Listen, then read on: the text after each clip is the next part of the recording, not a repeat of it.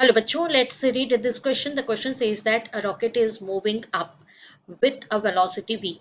If the velocity of the rocket is tripled, what will be the ratio of initial and final kinetic energies? आइए बच्चों, सबसे पहले हम discuss करते हैं की कंसेप्ट। बच्चों, यहाँ पे हमारा जो की कंसेप्ट है that is formula for kinetic energy. Kinetic energy half mass into velocity square. इस तरीके से हम कैलकुलेट करते हैं, जिसको कि हम लिखते हैं kinetic energy E is equals to half m v square. तो यही हमारा फॉर्मूला जो है वो यूज करेंगे हम। आइए अब देखते हैं सॉल्यूशन। तो बच्चों, सॉल्यूशन में सबसे पहले तो हम ये समझ लेते हैं कि हमें गिवन क्वांटिटीज क्या क्या है।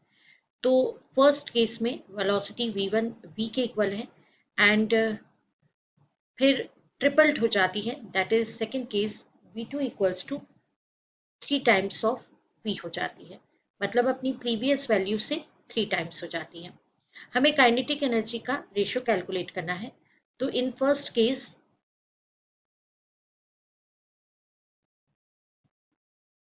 That is initially kinetic energy E1 equals to half m v1 square, that means E1 equals to half m v square, क्योंकि v1 का वैल्यू हम v ले रहे हैं, हमें गिवन है यहाँ पे कि वेलोसिटी कितना है v। And in second case जब ट्रिपल हो जाती है, तो इन सेकेंड केस